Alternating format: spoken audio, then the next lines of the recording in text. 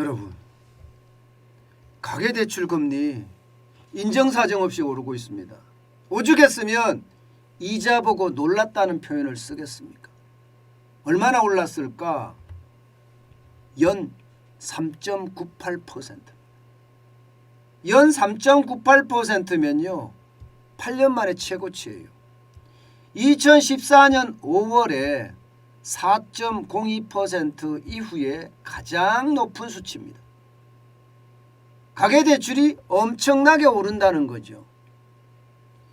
와, 이렇게 되면 여러분, 대출금리에 대한 어떤 인상이 이자 폭탄이 돼서 부메랑이 될 거라는 것은 어쩌면 여러분 당연해 보입니다.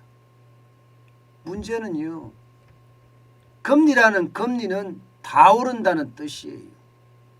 이걸 한번 보세요.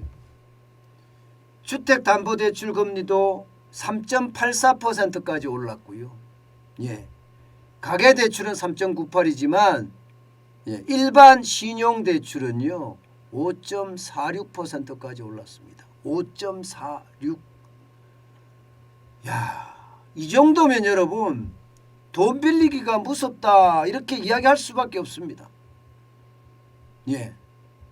주택담보대출이 2020년 12월만 하더라도 2.59%였거든요.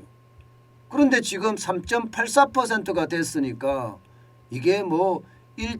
거의 3% 가까이 늘어났잖아요. 1.3%. 굉장히 많이 늘어난 거죠. 가계대출도 마찬가지입니다. 예. 2020년 12월에는 2.79%였던 것이 2021년 12월 3.66%로 오르더니 올 3월에는 3.98%까지 올랐다는 겁니다. 신용대출은 더하죠. 3.5%에서 5.46이 됐으니까요. 거의 이것은 2% 가까이 올랐잖아요. 2%. 야, 진짜 이자도 폭탄이다. 이 말이 아마 여기에서 쓰여지는 말이 아닐까. 그런 생각 진짜 많이 합니다. 여러분, 문제는요. 이렇게 많이 빌린 사람들 이게 고정금리로 빌리지 않아요. 변동금리로 계속 빌리고 있어요. 3월 달만 하더라도요. 변동금리의 비율이 80.5%입니다. 그러니까 대부분 10명이 빌리면 고정금리는 2명밖에 안 되고 나머지 8명은 변동금리로 빌린다는 거예요.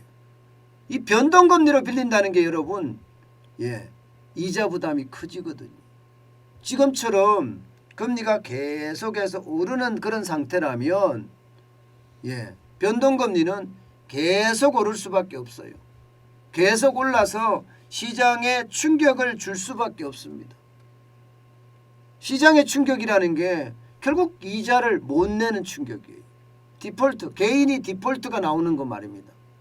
충분히 가능할 수 있다는 이야기가 돼요. 이게 끝이 아니라는 거거든요. 아직도 이자는 더 많이 올리겠다 이렇게 예상하고 있거든요. 당장 말입니다. 미국의 금리가 올라가면 우리도 덩달아서 올려야 됩니다.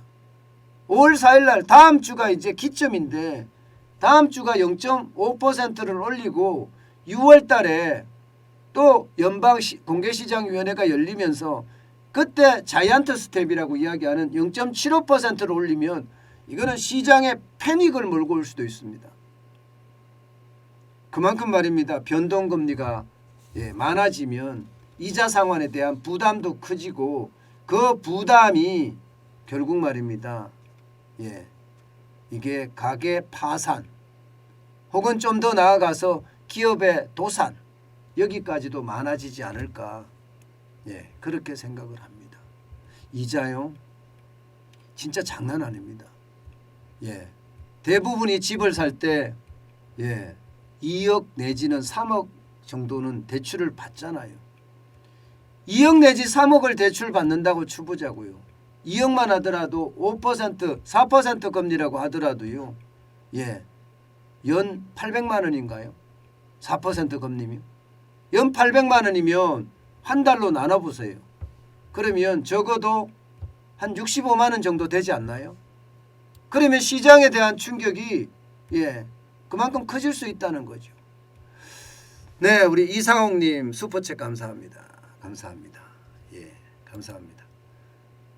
시장에 대한 충격이 커질 수 있다는 거죠. 3억을 빌리면 더 커지겠죠. 이게 4%일 때 이렇게 되는 거고요. 신용도에 따라 또 다르거든요. 더 많이 올라간 사람도 많거든요. 저는 그래서 이게 자금 운용을 굉장히 잘해야 됩니다. 요즘 같을 때 자금 운용 자칫 잘못하면요.